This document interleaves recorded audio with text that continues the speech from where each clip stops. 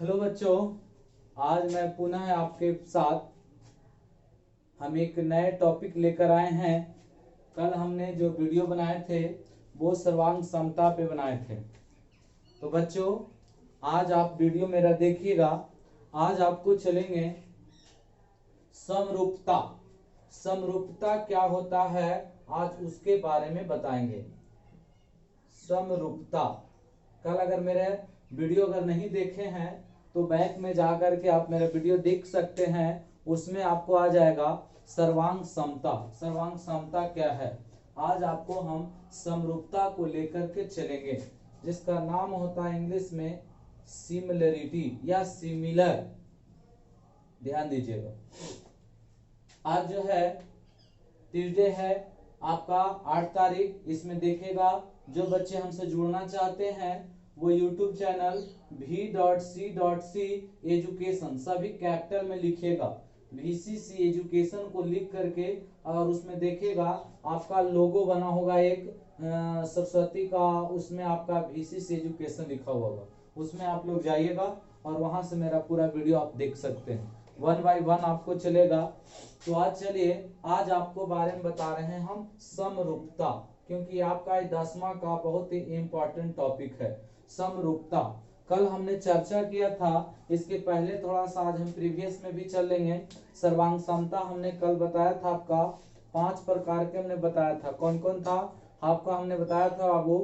पहला बताया था SSS, दूसरा बताए थे SAS, तीसरा बताए थे AAS, चौथा बताए थे ASA और पांचवा आपको हमने बताया था RHS। सर्वांग समता किसको कहते थे? कल हम अपने वीडियो में बताया था कि जब दो आकृति सर्वांग समता कहलाती है जब उसका आकार और आकृति दोनों एक जैसा हो, तब हम उसे क्या कहते हैं? उसे हम सममिति सर्वांगसम कहते हैं। सर्वांगसम का साइन हमने बताया था कि ये आपका सर्वांगसम का साइन होता है।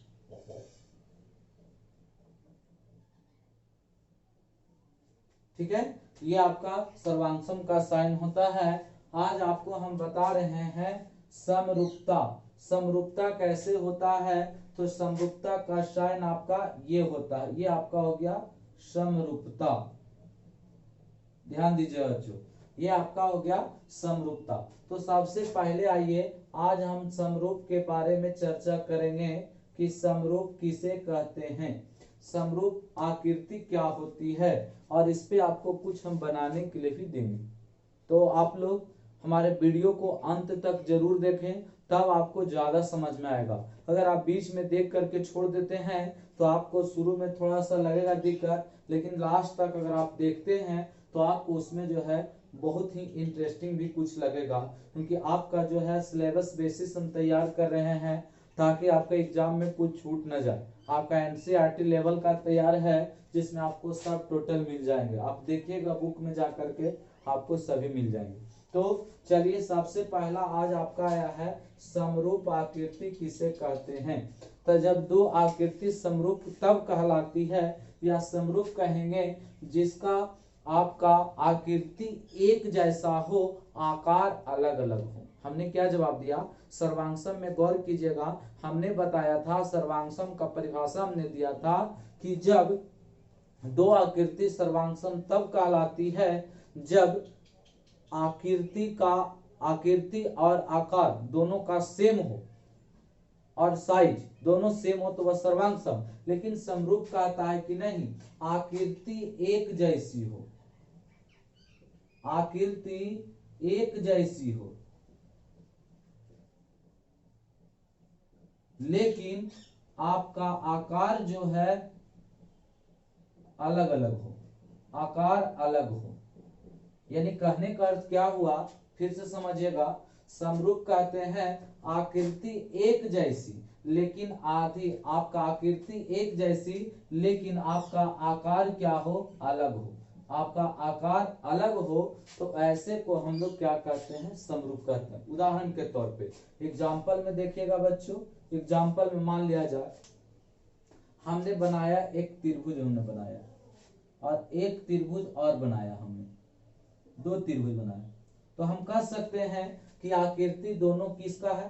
तो दोनों आपका त्रिभुज, ये भी त्रिभुज है और ये भी त्रिभुज है।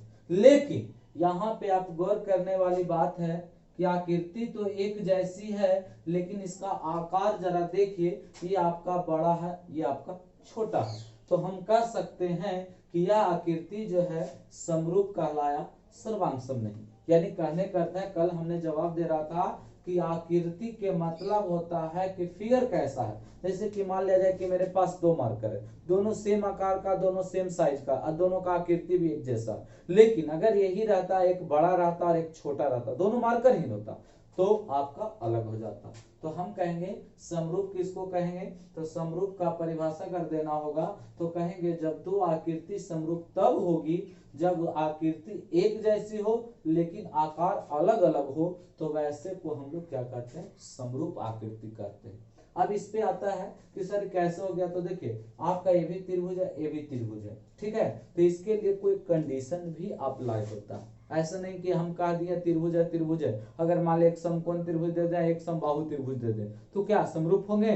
तो इसके लिए आइए थोड़ा सा आगे हम चलते हैं। लेकिन अगर समरूप के परिभाषा कर देना कहा जाए, अगर इसका डिफिनेशन आपको लिखने के लिए आ जाए, तो आप देख सकते हैं कि जब दो आकृति एक जैसी हो लेकिन आकार अलग हो, तो वैसे आकृति को हम लोग क्या कहते हैं, हम लोग समरूप आकृति कहते हैं।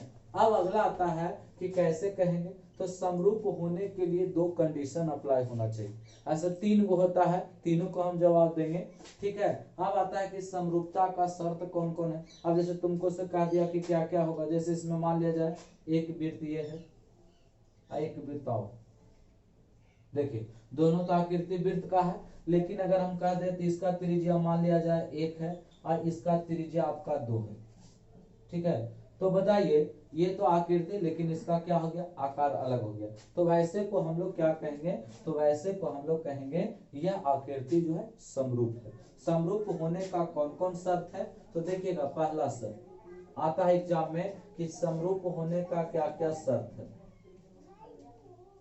समरूप की शर्तें, ठीक है। समरूप की शर्तें कौन कौन है, ध्यान से समझिएगा। समरूप होने के लिए पहला होता है कि जो भी हो, चाहे बहुभुज हो, चाहे कोई भी हो, त्रिभुज हो, चतुर्भुज है, भुजाओं की संख्या समान हो। पहला कंडीशन है बाबू, भुजाओं की संख्या जो हो वो क्या हो, समान हो।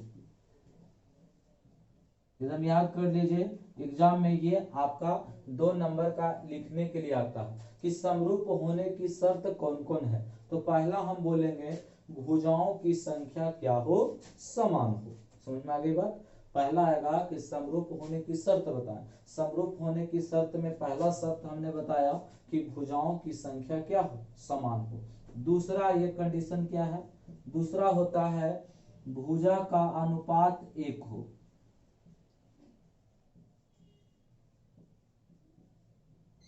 भुजा का अनुपात 1 ही हो, या इसी को हम लोग एक नाम और है समानुपात, समानुपाती 1 ही हो। अब हम बताएंगे सभी टर्म को, ठीक है। पहला कंडीशन है समरूप होने की शर्त में अगर पूछ दिया, एग्जाम में आता है लिखने के लिए, आपको मिलेगा कि समरूप होने की कोई 2 शर्त को लिखे, 3 शर्त को लिखे, या कितने शर्त है वो भी कर सकता है आपको। तो पहला हम लोग बोलेंगे भुजाओं की संख्या क्या हो, समान हो। दूसरा होना चाहिए भुजा का अनुपात 1 ही हो या समानुपाती हो। अब कौन होता, तीसरा होता है संगत कोण बराबर हो। तीसरा आपका क्या हो जाएगा बाबू, तीसरा आपका हो जाएगा संगत कोण बराबर हो।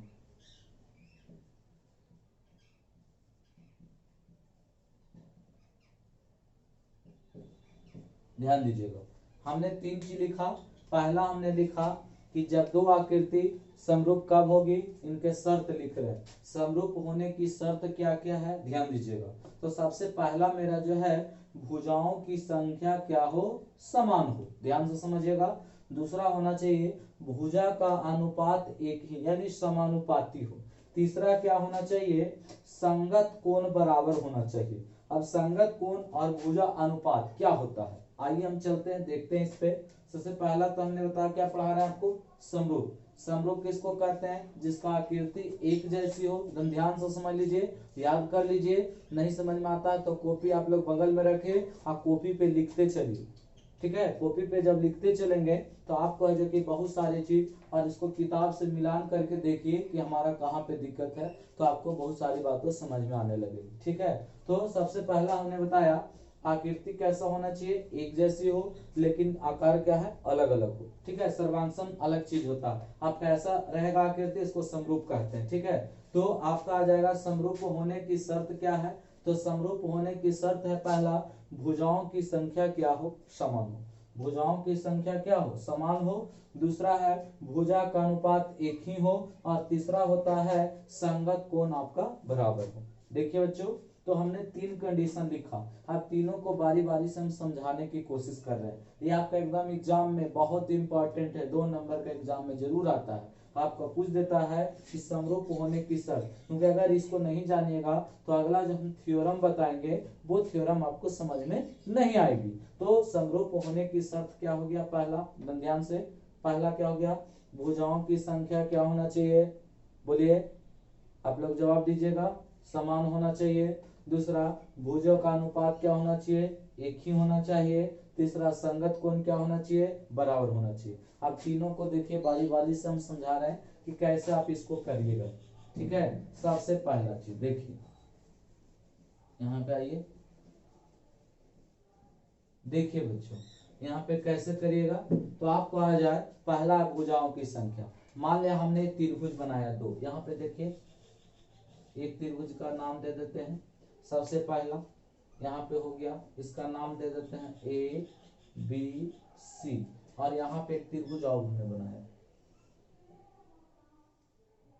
ठीक है। इसका नाम दे देते हैं पी, इसका नाम क्यू, इसका नाम आर, ठीक है। हमने 3 गो भुजा बनाया, 2 गो आकृति बनाया। आप देखिए, आप भुजाओं की संख्या गिनिए, तो बोलिए आप भुजाओं की संख्या 3 गो इसमें भी है। पहला भुजा हो गया ए बी, दूसरा हो गया बी सी, तीसरा हो गया आपका ए सी। यानी के भुजा हो गया? 3 भुजा। इसमें गिनिए 3 भुजा कौन कौन हो गया? पी क्यू हो गया, क्यू आर हो गया, पी आर हो गया। के भुजा हो गया? 3 भुजा। आप बताइए, पहला कंडीशन अप्लाई हो गया। भुजाओं की संख्या क्या होनी चाहिए? समान। अगर मान लिया जाए कि चतुर्भुज है, मान लिया जाए कि हम ऐसा एक फिगर और बना रहे हैं, ध्यान देना। पहला, इसका नाम है पी क्यू आर एस, और इसका एक चतुर्भुज और बना देते हैं। हमने इसका नाम दे दिया ए बी सी डी। देखिए, तो आपका इसमें क्या हो गया? पहला हो गया पी क्यू, दूसरा हो गया क्यू आर, तीसरा हो गया एस आर, चौथा हो गया पी एस, ठीक है। इसमें पहला हो गया ए बी, दूसरा हो गया बी सी, तीसरा हो गया डी सी, चौथा हो गया ए डी। यानी कहने का अर्थ है पहला हो गया भुजाओं की संख्या समान हो गया, पहला कंडीशन अप्लाई, ठीक है। समरूप होने की क्या है?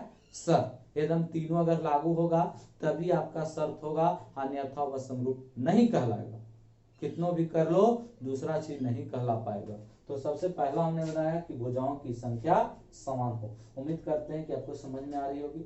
अगर समझ में आ जाए तो आप लोग कमेंट में जरूर जवाब दीजिए कि हाँ सर यहाँ पे त्रुटि रह गई, यहाँ पे हमें समझ में आ गया। कोशिश करेंगे आपके कमेंट का जवाब देखेंगे। तो भुजाओं की संख्या क्या हो? समान हो। दूसरा क्या होना चाहिए? भुजा का अनुपात एक ही हो। यानी कहने का अर्थ है, आप देखिए अनुपात आया, जैसे मान लिया जाए कि आपका ए बी भुजा, इसका है मान लिया जाए कि आपका 3 है और ये आपका 6 सेंटीमीटर है। दूसरा है आपका ये 2 है और ये आपका 4 है। ये आपका ये यहाँ पे आपका 2 है, यहाँ पे मान लिया जाए आपका 4 है, ये आपका 8 है। अब देखिए भुजा का अनुपात करिए। जैसे ए बी का अनुपात आपको करना है पी क्यू से, BC का अनुपात करना है QR से, और AC का अनुपात करना है PR से। जब हम इसको करें तो कितनों बड़ा भुजा क्यों न रहे, अगर हम इसको अनुपात में करें तो हमारा एक ही अनुपात में हो। जैसे अभी हम फिगर पे यहाँ पे कर दिए हैं, अब कोई भी कर लीजिए, इसमें भुजा का अनुपात आता है कि नहीं। ये हम पहले फिगर को ड्रा कर रहे हैं, थोड़ा सा इसको इरेज कर रहे हैं, आगे देखिएगा। जैसे अब यहाँ पे हम यहाँ पे करते हैं 3/6, ठीक है, पहला यानी ए बी बटे पी क्यू। दूसरा हमने कर रहा है BC बटा क्यू आर, देखिए 2/4, और तीसरा हमने कर रहा है AC बटे PR, यानी 4/8 कर रहा है।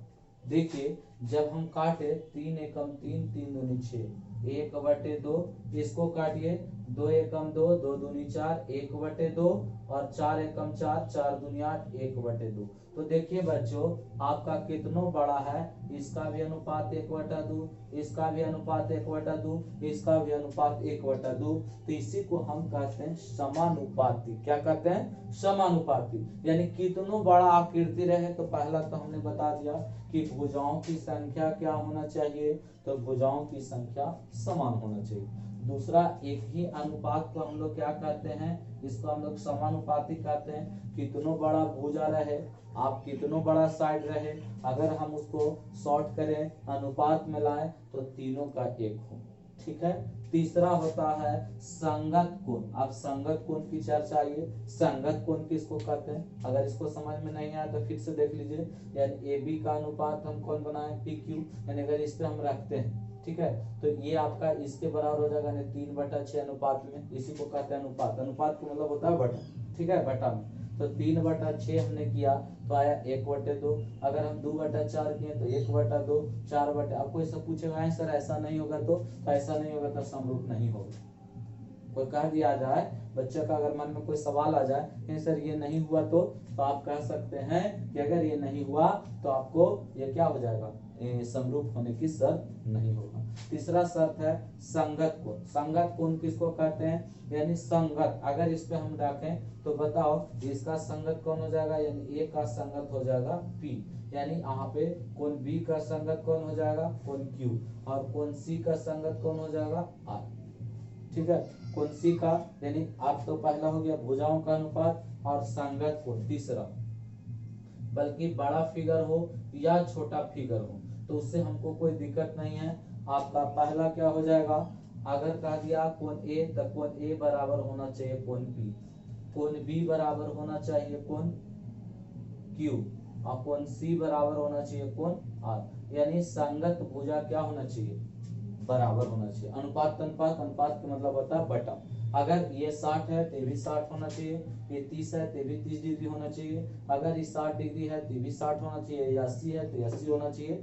अगर ये तीनों में कोई भी कंडीशन अप्लाई नहीं होता है तो हम कहेंगे वह आकृति समरूप नहीं है भुजा में। अगर आ जाए आपको समरूप होने की अगर त्रिभुज में चतुर्भुज में, तो ये आपको तीनों गुण होना चाहिए। कौन कौन गुण हम बारी बारी से समझाएं। पहला क्या होना चाहिए, भुजाओं की संख्या समान होना चाहिए। दूसरा होना चाहिए भुजा का अनुपात एक ही होना चाहिए। तीसरा क्या होना चाहिए, संगत कोण बराबर होना चाहिए। समरूप किसे कहते हैं, तो समरूप होने के लिए हमने बताया, समरूप होने के लिए आकृति एक जैसी हो लेकिन आकार अलग हो। सर्वांकन किसको कहते हैं, आकृति भी एक जैसी और आकार भी एक जैसा, तो हम क्या कहेंगे, सर्वांकन। हमने बताया था कि आपका मूल रूप से 9वां में क्लास है, 9वां में क्लास है, जिसमें हमने बता दिया था कि 9वां में 5 को कौन कौन पढ़ना होता है, एस पढ़ना होता है, एस पढ़ना होता है, एस पढ़ना होता है, ए, फिर उसके बाद है ये आपका पढ़ना था ए पढ़ना है, और पढ़ना आपको RHS।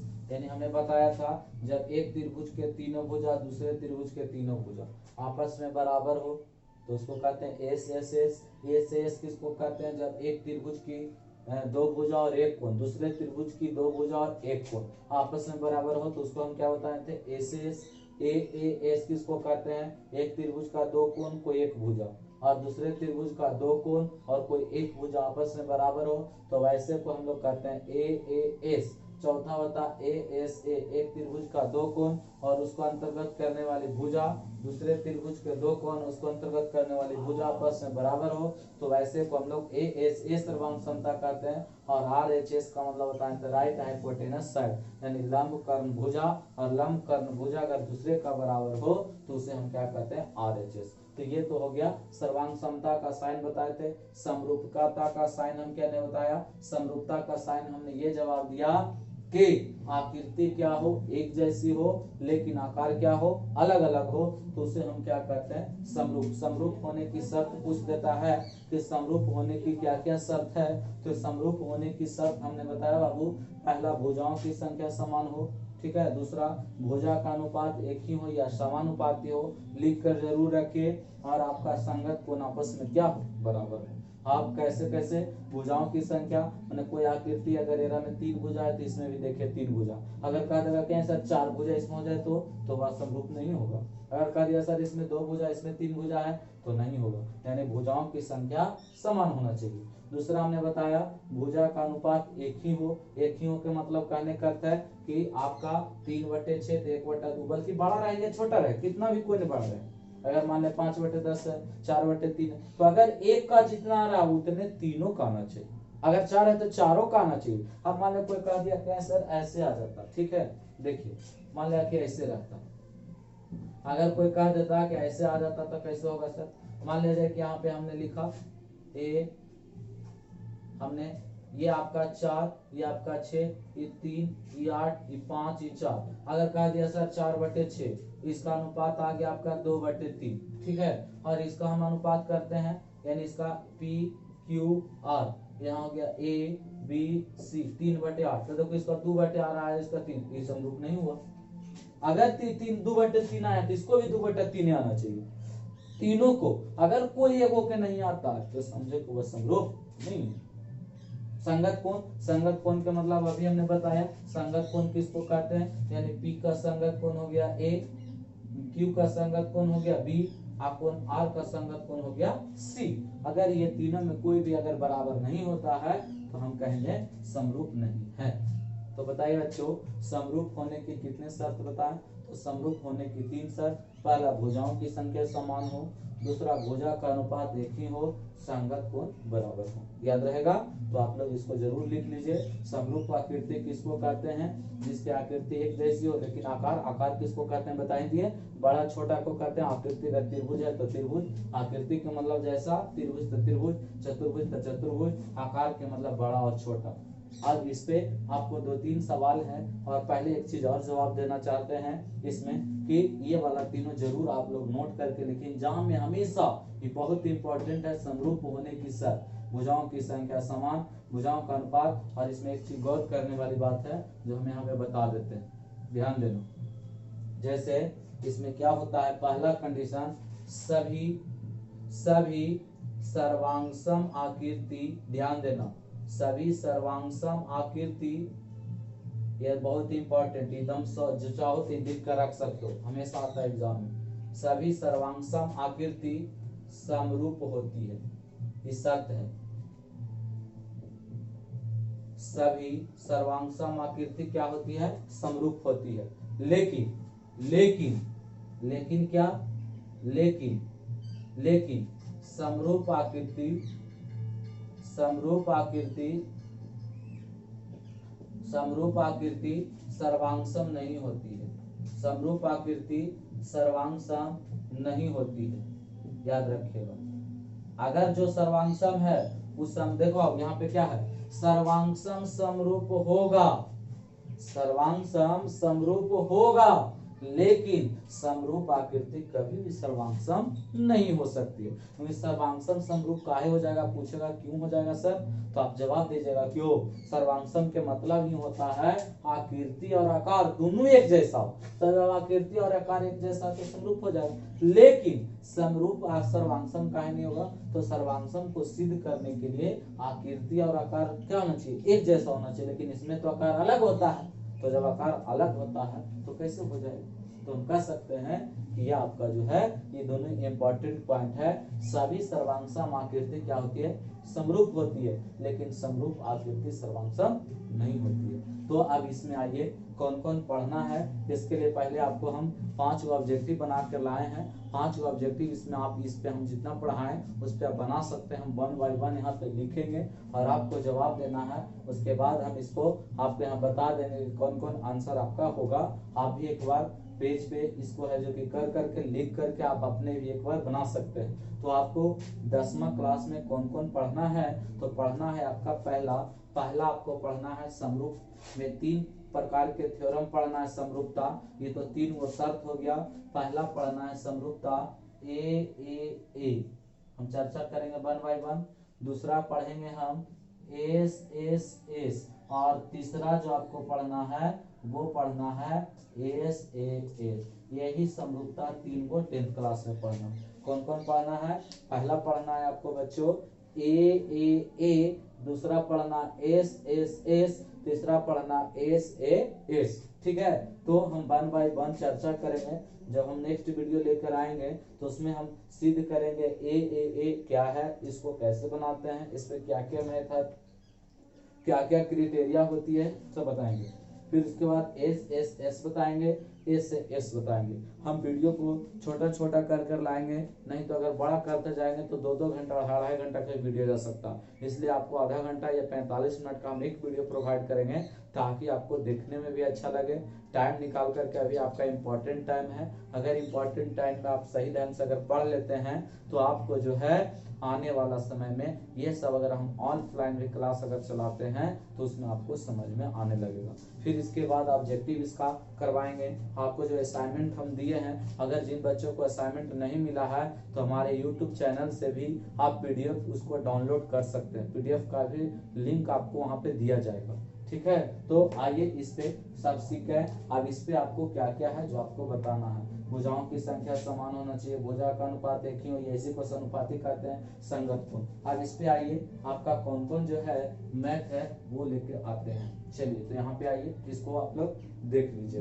अब आइए यहाँ पे और आप लोग बताइएगा। इस पे आपको हम 5 को दे रहे हैं बनाने के लिए, और उसमें देखिए कि बनता है कि नहीं। आपका ऑप्शन के साथ है, एनसीईआरटी बेसिस पे है, आप समझिएगा उसको। देखिए यहाँ पे कौन कौन है। जो सबसे पहला जो हम लेके आए हैं, इसमें पहला लेके आए हैं, आप ध्यान दीजिएगा। यहाँ पे पहला जो है आपका है, यहाँ पे हम 5 को लेकर के आए हैं। पहला कह रहा है सभी वृत्त होते हैं। आप अपने जवाब दीजिएगा। सभी वृत्त होते हैं, सभी वृत्त खाली स्थान होते हैं। जवाब जरूर दीजिएगा। हम लिख रहे हैं, फिर आंसर आपको बताएंगे। पहला ऑप्शन है सर्वांगसम, दूसरा है समरूप। यही 2 गो है ऑप्शन, यही 2 गो में भरना है। कौन होगा? दूसरा आपका हम लिखे हैं सभी त्रिभुज, सभी खाली स्थान त्रिभुज, या सभी वर्ग पहला वर्ग है होते हैं। ऑप्शन यही है, यही ऑप्शन है पुनः। तीसरा आपका है सभी खाली स्थान त्रिभुज होते हैं, सभी त्रिभुज समरूप होते हैं। पहला है इसमें समद्विबाहु, या आपका दूसरा जो है समबाहु। ठीक है, पहला जो है समद्विबाहु है, दूसरा है समबाहु। चौथा जो आपका है भुजाओं की संख्या समान वाले 2 बहुभुज समरूप होते हैं। भुजाओं की 5 वो है बच्चों आपका, भुजाओं की समान संख्या वाले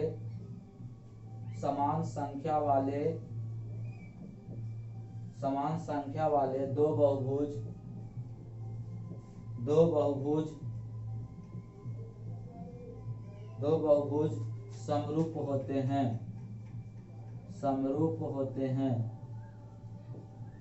समरूप होते हैं यदि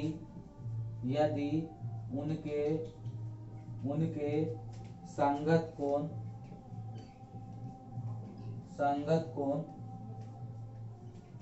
खाली स्थान हो, तथा संगत भुजाएं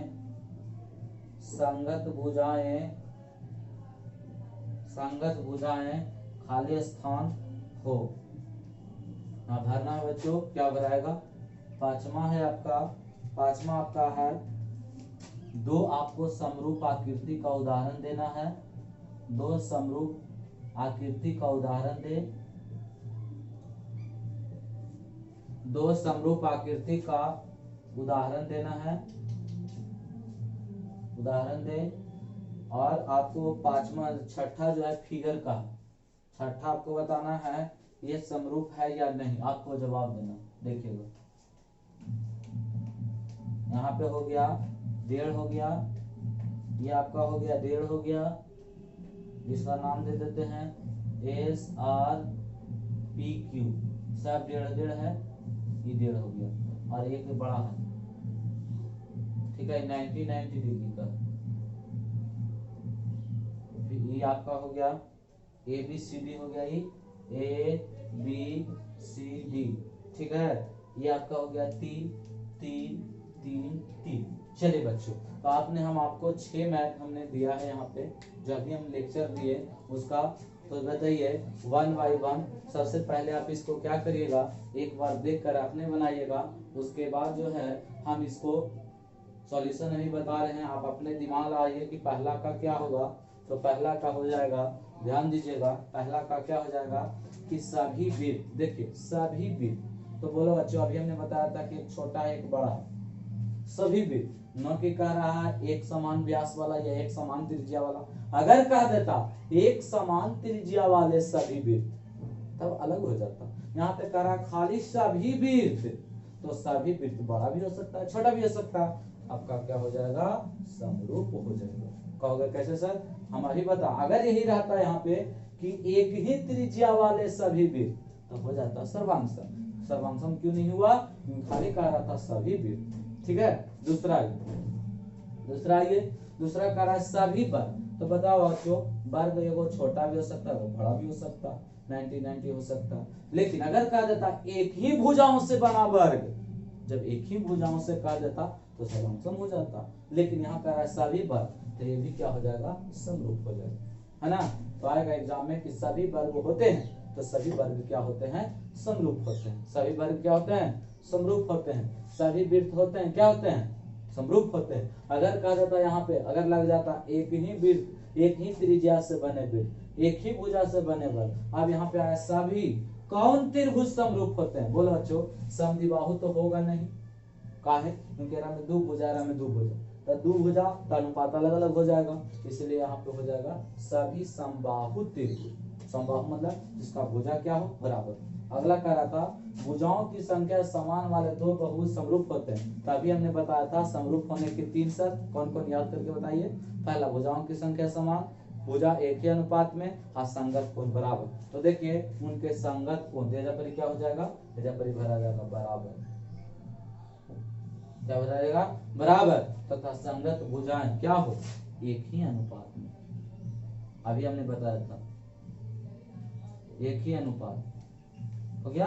और कह रहा 2 समरूप आकृति का उदाहरण आप दे सकते हैं। 2 त्रिभुज ले लीजिए, या एक ही 2 मार्कर, एक बड़ा एक छोटा हो गया। आप अपना उदाहरण भी दे सकते हैं, और भी अपना उदाहरण पेज समय कर सकते हैं, देख सकते हैं। अब ये पे आइए, तो ये आपके लिए हम छोड़कर जा रहे हैं। आप बताइएगा हमें कि ये समरूप आकृति है या नहीं। अगर नहीं तो क्यों, आप हमको इसको फोटो खींच करके भी आप भेज सकते हैं कि क्यों नहीं हुआ, और अगर है तो क्यों है। इसके लिए मेरा क्वेश्चन का आंसर हम आपका वेट करेंगे कि आपने क्या दिया। छठा आपके लिए छोड़ के जा रहे हैं, और अगला जो हम नेक्स्ट वीडियो लेके आएंगे उसको भी जरूर देखिए। आप ये जो वीडियो पढ़ा, अगला जो वीडियो मेरा आएगा ए पे रहेगा, दूसरा रहेगा एस पे रहेगा, और तीसरा आपका रहेगा एस। ये आपका इस समरूपता लेकर के आएंगे, ठीक है। अगला वीडियो के लिए हमारे चैनल को सब्सक्राइब करते रहें और अपने दोस्तों को शेयर करते रहें। तब तक के लिए हम आपको से विदा लेते हैं और नेक्स्ट वीडियो के लिए आते हैं। तब तक के लिए सी यू, बाय बाय।